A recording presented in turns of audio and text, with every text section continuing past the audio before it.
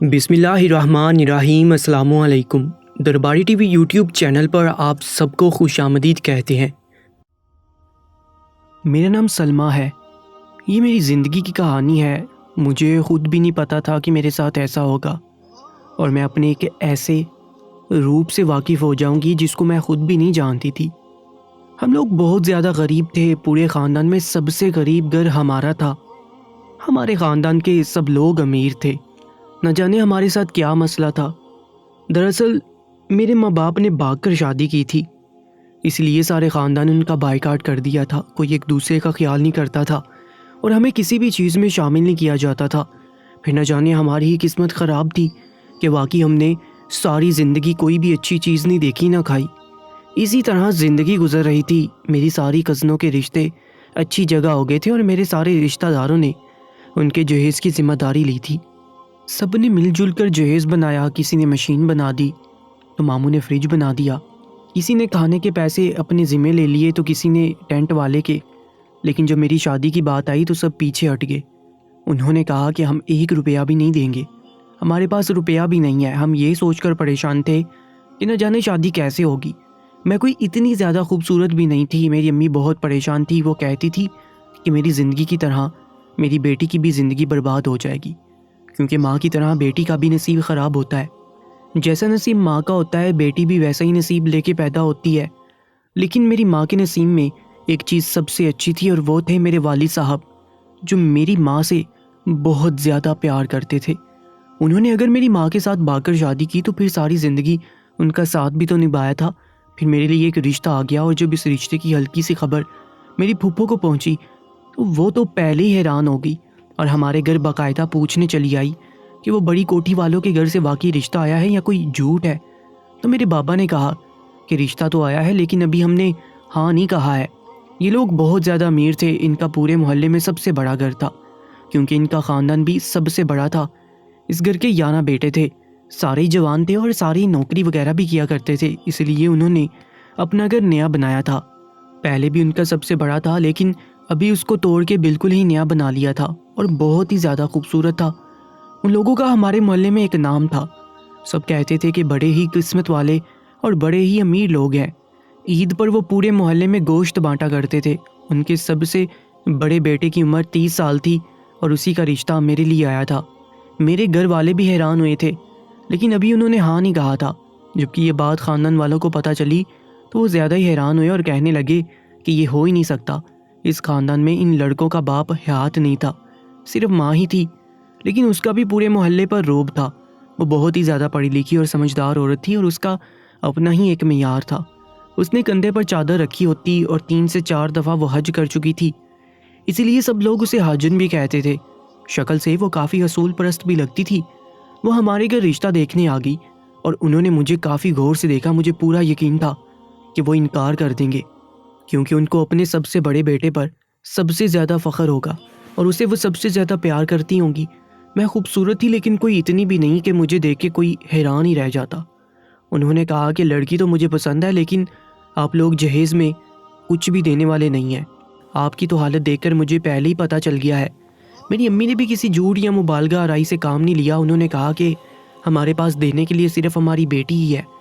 میری امی نے یہ بھی بتا دیا کہ دراصل ہم نے پسند کی شادی کی تھی، اسی لیے خاندان اور محلے والے ہمیں اچھا نہیں سمجھتے اور وہ ہمارا ساتھ نہیں دیتے۔ اس عورت نے کہا کہ پسند کی شادی کرنا تو آپ لوگوں کا حق ہے، اس کے بارے میں کافی گنجائش ہے۔ وہ اسلام کے بارے میں کافی جانتی تھی، اسی لیے اس نے یہ بات کی۔ مجھے اچھا لگا کہ چلو کم سے کم یہ اس چیز کو غلط تو نہیں سمجھتی، اور اس نے کہا کہ میرے خاندان میں پہلے بیٹے کی شادی ہے اور آپ کو پتہ ہے کہ جہیز کا شادی میں بڑا اہم کردار ہوتا ہے۔ اس کا جہیز تو میں خود بنا لوں گی، اپنے شایان شان بنا لوں گی اور سب کو کہہ دوں گی کہ آپ لوگوں نے بنایا ہے۔ یہ بات سن کر بھی ہم لوگ حیران رہ گئے کہ یہ عورت ہم پر اتنی مہربان کیوں ہے۔ اور اس نے جب ایک اور بات کی تو پھر ہم لوگ واقعی مزید حیران ہوئے۔ اس نے کہا کہ اس لڑکی کو میری ہر بات ماننی ہوگی اور میرے 11 بیٹوں کو خوش رکھنا ہوگا۔ اگر یہ بات اس کو منظور ہے اور آپ کو بھی منظور ہے تو ہم یہ رشتہ پکا کرتے ہیں۔ میرے ماں باپ نے کہا کہ ہمیں یہ بات منظور ہے، ہمیں کوئی مسئلہ نہیں ہے، اور رشتہ پکا کر دیا۔ وہ بھی خوش ہوگی۔ اس نے مجھے صرف رشتہ پکا ہونے پر ہی سونے کی انگوٹھی پہنا دی تھی۔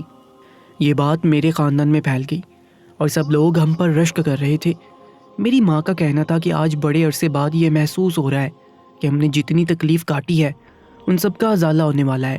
رشتہ بھی پکا ہو گیا، شادی کی تیاریاں بھی ہونے لگی، ہمارے گھر جہیز کا سامان بھی آنے لگا جو کہ میری ہونے والی ساس لے رہی تھی، لیکن ہمارے گھر میں ہی آ رہا تھا تاکہ لوگ یہ سمجھتے کہ ہم نے بنایا ہے۔ میرے بابا کہہ رہے تھے کہ کیسی عزت بنائی ہے اللہ نے ہماری، ورنہ ہم تو یہ سب کچھ نہیں لے سکتے تھے۔ میں نے اپنی امی کو ایک دن کہا کہ آپ نے ان کی بات پر غور نہیں کیا، انہوں نے ایسی بات کیوں کی کہ یہ میرے 11 بیٹوں کو خوش رکھے گی، اس بات سے کیا مطلب تھا؟ میری ماں نے کہا کہ پگلی اس بات سے کیا مطلب ہو سکتا ہے، یہی مطلب ہو سکتا ہے کہ تم کو ان کے گھر کے کام کرنے ہوں گے، ان سب کی بات ماننی ہوگی، وہ تمہارے دیور ہوں گے تو وہ کبھی کوئی فرمائش کریں گے، کبھی کوئی فرمائش کریں گے کہ ہمارے لیے یہ بنا دو، بھابھی ہمیں اس چیز کو کھانے کا دل کر رہا ہے، تو کیا تم اس کا خیال نہیں رکھو گی؟ ان کا یہی مطلب تھا کہ تم ان کی عزت کرو گی اور ان کا خیال رکھو گی، اور ویسے بھی تم کہتی ہو کہ میرا کوئی بھائی نہیں ہے، تو تمہیں تو 10 بھائی ملنے والے ہیں۔ بیٹا تم بہت ہی زیادہ خوش قسمت ہو، ان کے ساتھ اچھے طریقے سے رہو گی، ان کی عزت کرو گی تو وہ بھی تم پر جان چھڑکتی پھریں گی، دیور بھی تمہاری ہر بات مانیں گے، کوئی کام ہوگا تو سب بھاگ بھاگ کر کریں گے اور کبھی بھی انکار نہیں کریں گے۔ میں بھی اس بات پر خوش ہوگی۔ امی نے کہا کہ تیری قسمت بالکل بھی مجھ پر نہیں گئی ہے، میں اس بات سے بہت خوش ہوں، بس تو بالکل مطمئن ہو جا، سب کچھ ٹھیک ہے، میری شادی ہوگی اور میں اپنے گھر میں آ گئی۔ میرے ماں باپ کی بہت عزت بنی، سارے خاندان والے حیران تھے، انہوں نے کہا کہ اتنا اچھا جہیز تو کسی نے بھی اپنی بیٹی کو نہیں دیا۔ میرے ماں باپ نے کہا کہ ہم نہ جانے کب سے ایک ایک روپیہ جمع کر رہے تھے۔ میرے بابا نے کہا کہ اگر ہم اتنے برے ہوتے تو ہمارے ساتھ اتنا اچھا نہیں ہوتا، میری بیٹی کو بھی ہمارے کیے کی سزا ملتی، اس کا مطلب ہے تم نے کچھ غلط نہیں کیا تھا، ہم نے ایک دوسرے کو پسند کر کے شادی کی تھی اور پسند کی شادی گناہ نہیں ہے۔ میں اپنے گھر میں آ چکی تھی، اپنے کمرے میں بیٹھی تھی، بہت زیادہ خوش تھی، بہت ہی خوبصورت لگ رہی تھی، میرے پاس کسی چیز کی کمی نہیں تھی، انہوں نے میرے لیے بہت پیارے جوڑے بنائے تھے، بہت اچھی چیزیں بنائی تھیں، مجھے بہت سارے پیسے بھی دیے تھے۔ میں نے اپنے سارے دیوروں کو دیکھا تھا، وہ سارے ہی جوان خوبصورت تھے اور بہت ہی زندہ دل معلوم ہوتے تھے۔ میری ساس بھی خوش تھی، انہوں نے کہا کہ میری بہو گھر میں آ گئی ہے، بس اب مجھے اور کسی چیز کی بھی خواہش نہیں ہے۔ اگلے دن ہی انہوں نے مجھے سب کچھ سمجھایا کہ کس کو کیا پسند ہے، ان کا کہنا تھا کہ کھانا تمہیں بنانا ہوگا، ہم لوگ نوکروں کے ہاتھ کا کھانا نہیں کھاتے ہیں۔ یہ بات بھی مناسب تھی، کچھ لوگ نوکروں کے ہاتھ کا کھانا کھانا پسند نہیں کرتے ہیں، اور مجھے صرف یہاں پر کھانا ہی بنانا تھا اور میں نے پورا دن کرنا ہی کیا تھا۔ اس کام کے لیے بھی میرے ساتھ ایک نوکرانی کو رکھا گیا تھا جس کا کام سبزی کاٹنا اور برتن دھونا تھا۔ میں نے کہا کہ ٹھیک ہے، میں کھانا بنا دیا کروں گی۔ جب رات ہوئی تو میرے ساتھ کچھ ایسا ہوا جس کے بارے میں کبھی سوچا بھی نہیں تھا۔ میں سارے کام ختم کر کے اپنے کمرے میں آ چکی تھی اور اب اپنے کپڑوں کو سیٹ کر کے رکھ رہی تھی۔ میرا رخ الماری کی طرف تھا جو میرے پیچھے کوئی آ کر کھڑا ہو گیا۔ ظاہر ہے یہ میرا شوہر ہی ہو سکتا تھا۔ میں نے کہا کہ اتنی دیر سے آئے ہیں میرے کمرے میں، واقعی مل گیا آپ کو؟ آپ بہت زیادہ مصروف رہتے ہیں، لیکن اس کا مطلب یہ نہیں ہے کہ اپنی بیوی کا کوئی خیال نہ رکھیں۔ ابھی ہماری شادی کو 2 دن بھی نہیں ہوئے ہیں، مجھے یہ بتائیں کہ مجھے سیر کرنے کے لیے کہاں لے کے جا رہے ہیں؟ آپ کے گھر کا ماحول تو بہت کھلا ہے، مجھے نہیں لگتا کہ اس بات سے منع کیا جائے گا۔ میں ایک ہی سانس میں بولتی چلی جا رہی تھی اور ابھی بھی اپنے کام میں مصروف تھی۔ میرے شوہر نے میرے کندھے پر ہاتھ رکھا ہوا تھا، اس نے کہا کہ میری پیاری جان، تم جہاں کہو گی میں تمہیں ساتھ لے جاؤں گا۔ اتنا کہنا تھا کہ میں چونک گئی اور ایک جھٹکے سے وہاں سے ہٹی اور دیوار سے لگی، کیونکہ جو میرے پیچھے کھڑا تھا وہ میرا شوہر نہیں تھا، میرا دیور تھا۔ لیکن اس نے ایسی بات کیوں کہی؟ شاید وہ مذاق کر رہا تھا، میں بھی تو پاگل تھی نا، اسے دیکھے بنا ہی بولنا شروع کر دیا۔ میں نے کہا کہ او آپ ہیں، میں سمجھی کہ اشرف ہے، میرے شوہر کا نام اشرف تھا۔ اس نے کہا کہ کوئی بات نہیں بھابھی، آپ پریشان نہیں ہو، اور وہ بیڈ پر بیٹھ گیا۔ میں حیران ہوئی اور باہر جانے لگی، جو میری ساس نے کہا کہ اس ٹائم باہر کیا کر رہی ہو، کمرے میں جاؤ، اپنے شوہر کو وقت دو۔ اس نے کہا کہ وہ کمرے میں علی بیٹھا ہے، اس لیے میں باہر آ گئی، اچھا نہیں لگتا کہ میں بھی کمرے میں بیٹھ جاؤں۔ ویسے اشرف کہاں ہے؟ وہ تو اس ٹائم گھر آ جاتے ہیں۔ میرے سسر نے کہا کہ تم کمرے میں جاؤ، باقی علی تمہیں بتا دے گا۔ مجھے اس بات کی سمجھ نہیں آئی، میں کمرے میں آئی، میں نے اپنے دیور علی سے پوچھا کہ تمہارے بڑے بھائی کہاں ہیں؟ اس نے کہا کہ بھائی اس ٹائم کام کر رہے ہوتے ہیں، آج ان کو بہت ضروری کام تھا، فیکٹری سے کال آئی تھی کہ رات کو نہیں آئیں گے۔ میں نے کہا کہ اچھا، میں سوچ رہی تھی کہ یہ میرے کمرے سے کب جائے گا، اگر میرے شوہر نے رات میں گھر نہیں آنا تھا تو ٹھیک ہے، میں دروازہ بند کر کے سکون سے سو سکتی تھی، لیکن یہ اٹھ ہی نہیں رہا تھا، بلکہ یہ تو بستر پر نیم دراز ہو گیا۔ میرا دیور ایسے بیٹھا تھا جیسے یہ اس کا کمرہ ہے اور یہاں سے باہر ہی نہیں جا رہا تھا۔ مجھے عجیب سا محسوس ہونے لگا اور میں خود وہاں سے باہر جانے لگی جب اس نے میرا ہاتھ پکڑ کر مجھے روک دیا اور دروازہ بھی بند کر دیا۔ صبح میرا شوہر کمرے میں آیا تو میں کسی زندہ لاش کی طرح بیٹھی تھی اور دل میں سوچ رہی تھی کہ اسے سب کچھ بتا دوں گی جس نے میرے ساتھ اتنا برا کیا۔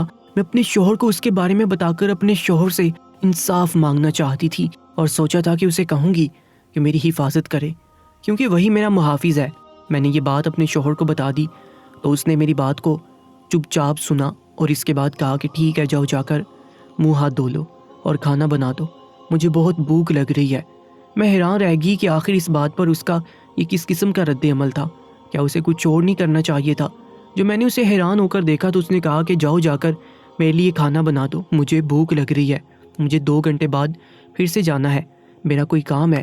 مجھے لگا کہ شاید وہ اپنے بھائی کے خلاف کچھ نہیں کرنا چاہتا ہے اور جو ہوا وہ ایک حادثہ تھا، لیکن اب یہ حادثہ روز ہوتا تھا۔ وہ سارے بھائی بار بار میرے کمرے میں آتے تھے۔ میں نے ان لوگوں کو شرم دلانے کی کوشش کی، ان سے کہا کہ تم لوگوں کو شرم نہیں آتی، تم لوگ یہ سب کچھ کیسے کر سکتے ہیں؟ اس نے کہا کہ ہمیں تو پہلے اس بارے میں پتہ تھا اور ہمیں یہ بھی بتایا گیا تھا کہ شاید آپ کو بھی پتہ ہے، تو پھر آپ اتنے نخرے کیوں کر رہی ہیں؟ آپ ہم سب کی بیوی بن کر آئی ہیں اس گھر میں، یہ کوئی عام بات نہیں ہے، لیکن ہمیں یقین دلایا گیا تھا کہ آپ کو اس بارے میں پتہ ہوگا۔ وہ لوگ جتنے مطمئن تھے میں اتنی بے چین تھی، میرا دماغ الجھا ہوا تھا، میں کسی کو یہ بات بتا بھی نہیں سکتی تھی۔ اپنی ساس کو بتایا تو اس نے کہا کہ میں نے تمہارے گھر والوں کے سامنے پہلے ہی کہا تھا کہ تمہیں میرے سارے بیٹوں کو خوش رکھنا ہوگا، تب تمہارے گھر والوں نے فوراً ہاں کہا تھا۔ اس کا اور کیا مطلب تھا؟ میں نے کہا کہ اس کا یہ مطلب بالکل بھی نہیں تھا۔ انہوں نے کہا کہ ہمارے لیے یہی مطلب تھا۔ جب گھر میں کوئی مہمان آتا تھا وہ لوگ مجھے بہت زیادہ عزت دیتے تھے، میری ساس میری واری جاتی اور مجھے بہت ہی زیادہ پسند کرتی کہ میری بہو بہت اچھی ہے، میرا بہت خیال رکھا جاتا تھا، میرے لیے سونے کی زیورات، جوڑے، کپڑے، سب کچھ جو بھی مانگتی وہ حاضر کر دیتے تھے۔ وہ ساری چیزیں جو میں نے اپنی زندگی میں کبھی نہیں دیکھی تھی، جن کے لیے میں ترستی رہی تھی، جو میری ماں نے بھی کبھی نہیں دیکھی تھی اور جو کسی عورت کے لیے واقعی بہت اہمیت کی حامل ہوتی ہیں، وہ سب مجھے مل رہا تھا۔ میرے رشتہ دار مجھے دیکھ کر حیران تھے، میری ناز نخری دیکھتے تو حیران ہوتے تھے، مجھ پر رشک کرتے تھے، کہتے تھے تمہاری قسمت بہت ہی زیادہ اچھی ہے۔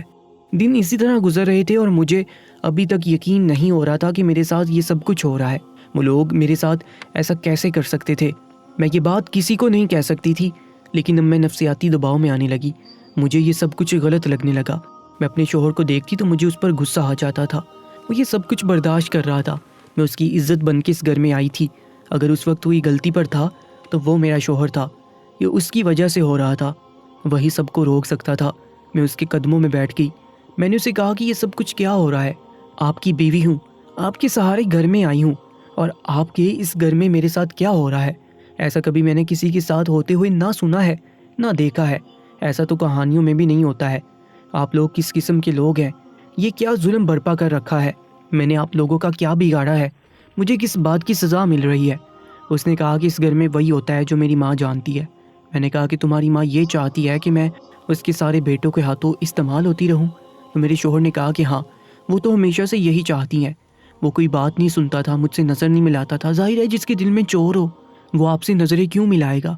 آہستہ آہستہ میری نفسیاتی حالت بھی برباد ہوتی جا رہی تھی، مجھے عجیب و غریب قسم کے وہم ہونے لگے تھے، مجھے لگتا تھا کہ میرا مر جانا ہی بہتر ہے، کیونکہ میں کسی قابل نہیں رہی ہوں، نہ کسی کے ساتھ رہنے کے، نہ ہی اپنے قابل ہوں۔ اپنے ماں باپ کے پاس جا کر ان کو سب بتانے کے لیے بہت دیر ہو گئی تھی، کیونکہ ان کا یہ کہنا ہوتا کہ تم نے ہمیں پہلے دن کیوں نہ بتایا۔ ایک دن میں اپنی ساس کو دیکھ رہی تھی، ان کی شکل دیکھ کر ایسا لگتا تھا کہ وہ بہت زیادہ مطمئن تھی، انہوں نے اللہ کے گھر کو کئی بار دیکھا ہوا تھا، وہ 5 وقت کی نماز بھی پڑھتی تھی، اور وہ میرے ساتھ ایسا کیسے کر سکتی تھی؟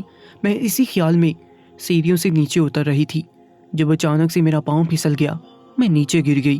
میری ساس بہت زیادہ پریشان ہوگی، انہوں نے فوراً مجھے اٹھایا، ڈاکٹر کو بلایا، ڈاکٹر نے کہا کہ کوئی مسئلہ نہیں ہے، پھر بھی وہ مجھے ہاسپٹل لے گئی اور وہاں سے میرا پورا چیک اپ کروایا کہ میں ٹھیک ہوں، کہیں میری ہڈی تو نہیں ٹوٹ گئی ہے۔ وہ اس قدر پریشان ہو رہی تھی، سب کہہ رہے تھے کہ کتنا پیار ہے اس کو اپنی بہو سے، جبکہ یہ صرف میں جانتی تھی کہ ان کی اصلیت کیا تھی۔ لیکن یہ بات بھی سچ تھی کہ گھر میں ہونے والے اس برے کام کے علاوہ میرے ساتھ کبھی بھی کچھ بھی برا نہیں ہوتا تھا، سب لوگ میرا بہت خیال رکھتے تھے، لیکن یہ کس قسم کے لوگ ہیں؟ یا تو یہ سارے پاگل تھے اور یہاں پھر میں پاگل ہو گئی تھی۔ جب میں گھر آ گئی تو میری ساس آ کر میرے پاس بیٹھ گئی تو انہوں نے کہا تم ٹھیک تو ہو؟ میں نے کہا کہ آپ کیوں میری جھوٹی فکر کر رہی ہیں؟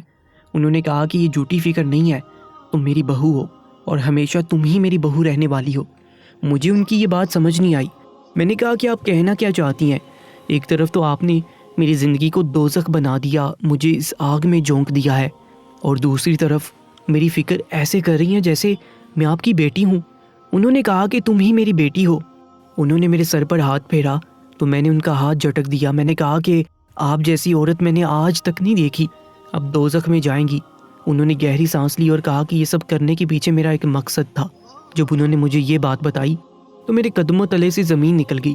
انہوں نے کہا کہ میرے 11 بیٹے تھے جو سارے ہی شادی کے قابل ہو چکے تھے، وہ شادی کرنا چاہتے تھے، لیکن میں نہیں چاہتی تھی کہ اس گھر میں 11 لڑکیاں آ جائیں اور اس گھر پر ان کا راج ہو۔ 11 بیٹوں کو سنبھالنا آسان ہے لیکن ان کی بیویوں کو سنبھالنا مشکل ہے۔ 11 کیا، اگر اس گھر میں 2-4 بہویں بھی آ جاتی اور میرے خلاف محاذ بنا لے تو پھر میں کہاں جاتی؟ اس لیے میں نے ایک معصوم سی لڑکی کو پسند کرنے کے بارے میں سوچا جس کو میں اپنے طریقے سے کنٹرول کر سکوں، اور تم ایسی ہی تھی۔ اس لیے میں نے تمہارے ساتھ اپنے بڑے بیٹے کی شادی کرائی اور باقی بیٹوں کو کہا کہ ان کو جو چاہیے وہ مل جائے گا، لیکن میں ان کی کسی اور سے شادی نہیں کرواؤں گی۔ اس لیے تمہارے ساتھ یہ سب کچھ ہو رہا ہے، لیکن تمہیں تو خوش ہونا چاہیے کہ میری ساری توجہ، میری ساری دولت، سب کچھ صرف تم کو ہی ملے گی اور تم میرے ساتھ ہمیشہ خوش رہو گی۔ میں تمہیں ہمیشہ لاڈ سے رکھوں گی، اپنی بیٹی بنا کر تمہارے ناز نخرے اٹھاؤں گی۔ میں نے کہا کہ بس مجھے ایک سوال کا جواب دے دے کہ اگر میں واقعی آپ کی بیٹی ہوتی تو کیا آپ اب بھی میرے ساتھ یہ سب کچھ کرواتی؟ وہ خاموش ہو گئی۔ میرا نکاح صرف اشرف سے ہی ہوا تھا، اس لیے میں اگلے ہی دن عدالت چلی گئی اور میں نے اشرف پر خلا کا کیس کر دیا اور یہ سب کچھ بھی بتا دیا۔ میرے گھر والوں نے میرا ساتھ دیا لیکن معاشرے نے مجھے ہی برا کہا۔ میری قسمت بھی بالآخر میری ماں کی طرح ہی نکلی۔